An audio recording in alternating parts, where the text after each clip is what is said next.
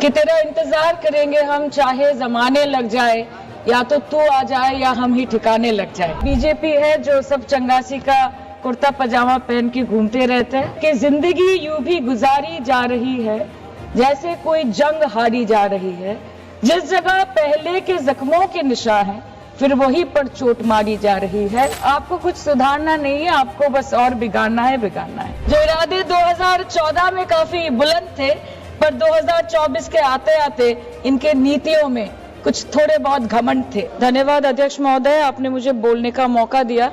आज बहुत शेर बोले जा रहे थे सदन में, तो मैं भी एक शेर से शुरू करना चाहती हूँ कि तेरा इंतजार करेंगे हम चाहे जमाने लग जाए, या तो तू आ जाए या हम ही ठिकाने लग जाए। तो सर, ये शेर मुझे अच्छे दिन की याद दिलाता है, वो दिन के जिसका वादा था, इस सरकार के नेकी का जो इरादा था।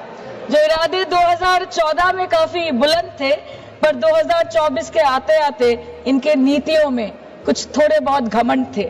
जिस घमंड के चलते पूर्व में नोटबंदी और लॉकडाउन जैसी घटनाएं घटी और जिसके वजह से 700 से ऊपर किसानों की मौत हुई, और जिसके चलते मणिपुर पर प्रेसिडेंट्स रूल तो लागू किया गया, लेकिन बस यही बोलना था कि 22 महीने लग गए और कई लोगों की जानें चली गई।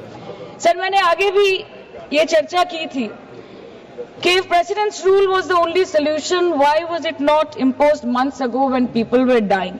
जब हजारों की तादाद में लोग बेघर हो रहे थे, चारों तरफ आग जल रही थी, जब महिलाओं को विवस्त्र करके रास्ते पर घसीटा जा रहा था, जब सिर्फ भारत नहीं बल्कि पूरे विश्व मणिपुर की चर्चा और निंदा दोनों कर रही थी, तब आप कहां थे?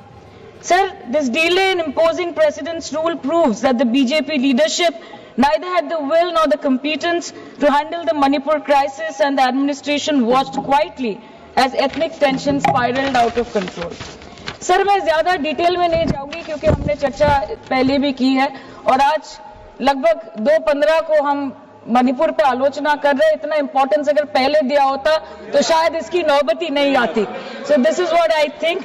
पर सर, ये शर्मिंदगी की बात है कि आज भारत के एक राज्य में प्रेसिडेंट्स रूल है। ये भी शर्मिंदगी की बात है कि 140 करोड़ की आबादी में 80 करोड़ को मुफ्त में राशन दिया जाता है। आज सर, लाखों नौजवान हैं जो बेकार बैठे हैं। 1 से 2% ऐसे लोग हैं जो सिर्फ टैक्स पेएबल के क्राइटेरिया में आते हैं, और बीजेपी है जो सब चंगासी का कुर्ता पजामा पहन के घूमते रहते हैं। ये दिखाने के लिए अच्छी बात है, लेकिन ग्राउंड रियलिटी कुछ अलग ही है। सर 2023 में टॉप 10 VPNR की रिपोर्ट के अनुसार मणिपुर में 212 दिन से ऊपर इंटरनेट शटडाउन किया गया था, a total of 5088 hours, marking it the second highest after Jammu and Kashmir. This led to huge economic loss in Manipur, approximately 3,157 crore. The economic blockade in Manipur affecting the two main national highway lasted for 66 days, with rough estimates of loss of around 250 crore per day, which is a whopping rupees 17,000 crores in over 2 months. Over 67,000 people were forced to leave their homes and cramped up in only 360 relief camps. Nearly 12,000 people fled to Mizoram. Approximately 7,000 people sought refuge in Nagaland, Assam and Meghalaya. Over 1,700 people taken refuge in Kachhar district as of June 2024.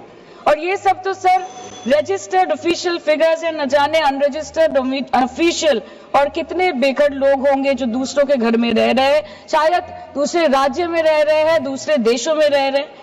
ये इसीलिए हुआ है sir क्योंकि मणिपुर की सरकार, double engine सरकार ने, उनकी मंशा ये नहीं थी कि वहां के लोगों को शुरू से प्रोटेक्शन दिया जाए, कि उनको शुरू से रिलीफ दिया जाए। अगर वही होता तो 22 महीनों से इन्होंने मणिपुर को जलने ना दिया होता।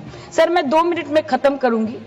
You want to move the resolution, of course we have to be with that, लेकिन 1 अप्रैल 2025 मतलब एक दिन पहले से मिनिस्ट्री ऑफ होम अफेयर्स ने armed forces special powers act को 6 महीनों का एक्सटेंशन देके मणिपुर, अरुणाचल प्रदेश और नागालैंड में इफेक्टिव कर दिया है। इससे समझ आता है that law and order in Manipur has seriously deteriorated. आज भी बीरेन्द्र सिंह जी बीजेपी वाले बोल रहे थे कि 1960 से हजारों रिफ्यूजीज मणिपुर में घुस के बैठे हैं, 2001 का सेंसस रिव्यू करना है और डिलिमिटेशन से पहले एनआरसी लाना है। मतलब आपको कुछ सुधारना नहीं है, आपको बस और बिगाड़ना है। जिस तरह असम में एनआरसी के नाम पे इस सरकार ने 1500 करोड़ से ऊपर फूंक दी और करीबन 19 लाख लोगों को अस्तित्व संकट में डाल दिया। अब वही हरकत दोबारा दोहराना चाहते हैं मणिपुर के लोगों के साथ। ये कहा गया कि अविश्वास प्रस्ताव, कोई अविश्वास प्रस्ताव रिकॉर्ड पर नहीं माने।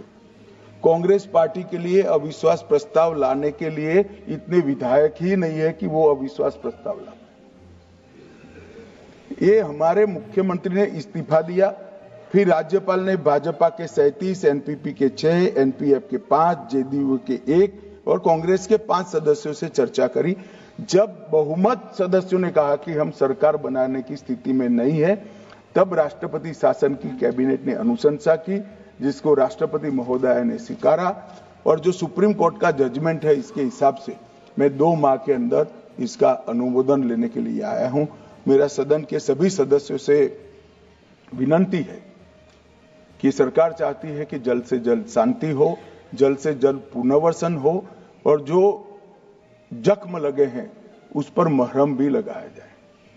कृपया सभी दल एक मत होकर ये राष्ट्रपति शासन के निर्णय का अनुमोदन करें। अध्यक्ष महोदय, मैं अंत में बस इतना कहना चाहती हूँ मणिपुर के भाई और बहनों की तरफ से कि जिंदगी यूं भी गुजारी जा रही है जैसे कोई जंग हारी जा रही है। जिस जगह पहले के जख्मों के निशान हैं, फिर वहीं पर चोट मारी जा रही है, इसलिए आपके माध्यम से इस सरकार से मेरी यही अपेक्षा रहेगी कि मणिपुर के हालात में सुधार लाए, वातावरण में संतुलन लाए, पहले अपने देश के लोगों को मित्र बनाए, फिर जाके विश्व बंधु कहलाया जाए। That the home minister and the prime minister should work overtime and step outside their comfort zone to address the needs of the people and restore normalcy at the earliest in Manipur. Thank you, sir. Thank you.